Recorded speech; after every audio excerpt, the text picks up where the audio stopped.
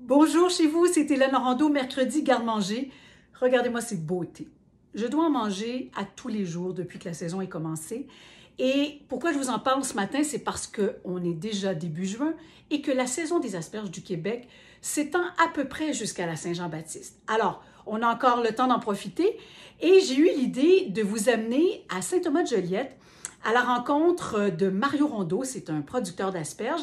Saint-Thomas-de-Joliette, il y avait des anciennes terres à tabac dans un sol très sablonneux qui ont été converties en culture maraîchère et j'ai envie que vous appreniez les mêmes choses que j'ai découvertes récemment à propos des asperges. Donc, les vertes, bien sûr, mais Mario cultive des asperges blanches. Pourquoi ça coûte plus cher? Vous allez le voir. Je vous amène avec moi dans le champ et je vais même vous faire découvrir des asperges violettes qui poussent dans les champs chez Mario. Venez avec moi. OK, Mario, qu'est-ce qu'on fait? Là, on va récolter des asperges blanches. En dessous de la bâche? Oui, c'est dans une butte de terre. Puis en plus, on met un plastique pour vraiment avoir une meilleure... parce qu'aussitôt qu'elle voit un petit peu le soleil, elle devient violette. Là, puis si on va avoir une belle qualité, là, tout blanc, ben, on y va comme ça avec le plastique. Donc, on va découvrir ça.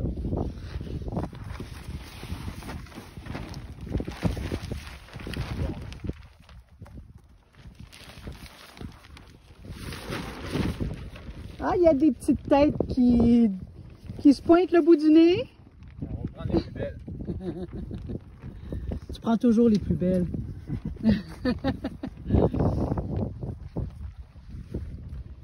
OK, ça c'est un outil... Oui, on appelle ça une gouge. C'est avec la gouge qu'on va déterrer, ben, couper l'asperge blanche. On va la déterrer un petit peu. Puis après ça, on s'en va vers l'asperge. On s'en va vers elle dans le sol. On la pousse un peu, un petit levier, puis là on la coupe. Vous faites ça pour chaque asperge? Oui, chaque asperge est récoltée comme ça, une à une. C'est toujours les mêmes travailleurs qui la récoltent parce que c'est une technique. Moi, regarde, je suis pas le meilleur, mais il y en a des bien meilleurs que moi pour le faire. Moi? Eh, c'est beau. Puis l'asperge blanche, tu la décrirais comment par rapport à la verte? C'est une asperge qui est plus, un goût plus fin. Un goût, peut-être un petit goût de noisetté. Elle est toute douce, elle est toute spéciale, là, toute fin. Puis est-ce qu'il faut la peler en entier? Ben oui, vu qu'elle pousse dans la terre, il faut peut-être juste garder un petit bout de la tête, mais tout le restant ici, il faut le peler, là, le même style qu'on pèle une carotte. Ben, ça fait du sens. C'est toujours logique finalement. OK, ici Mario, qu'est-ce qu'on a? On a des belles asperges violettes. C'est quand même quelque chose d'assez particulier au Québec. Il y en a un petit peu, mais il faut vraiment chercher pour les trouver.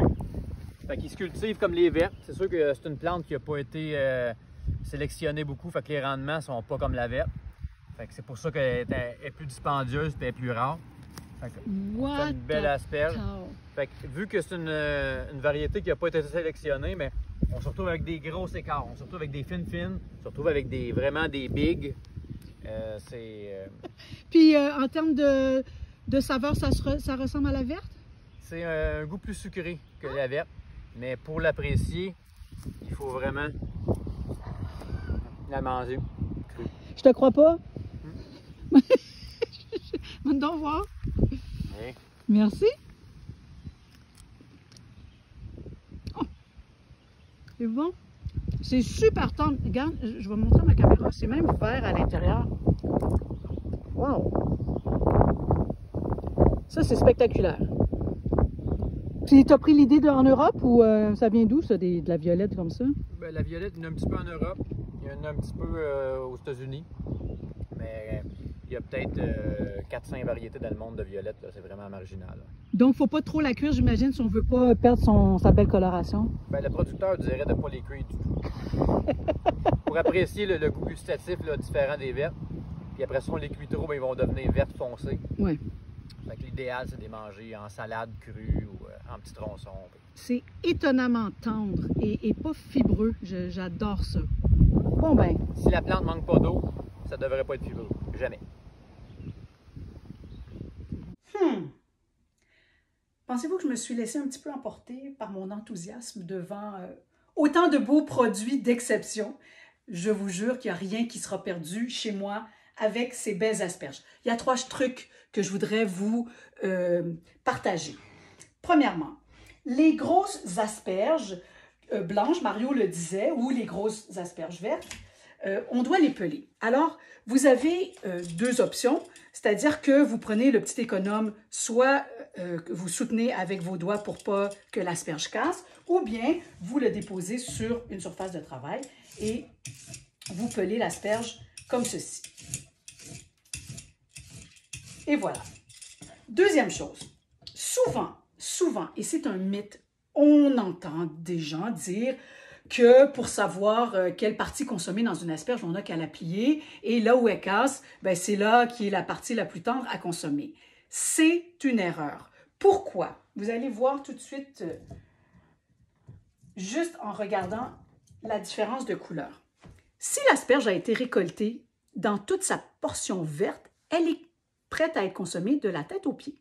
Si l'asperge, par contre, a été récoltée et qu'il y a ici une partie blanche et légèrement violacée, avant d'arriver au vert, c'est cette partie-là qui risque d'être fibreuse et d'être un peu raide à manger. Donc, dans le fond, ben, ma mère me disait, moi, j'y vais un peu plus par ici, là, pour plier, hein, et non pas en plein centre. Mais ce que vous pourriez faire aussi, tout simplement, moi, c'est ce que je fais, pour être bien certaine de ne pas gaspiller mes belles asperges, je regarde avec mon couteau, dans le fond, à partir du blanc, du violet, et je le sens sur mon couteau si c'est pas tendre. Mais là, regardez, je suis juste ici, et c'est vraiment tendre.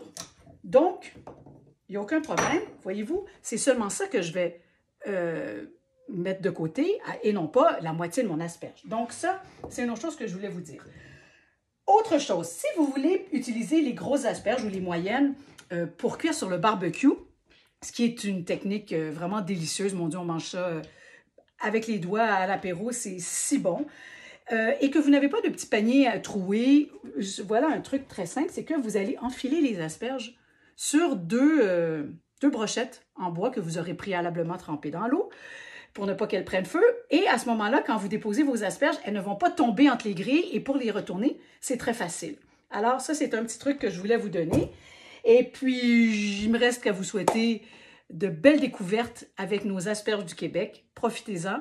Il vous reste encore à peu près 3 semaines. Top chrono.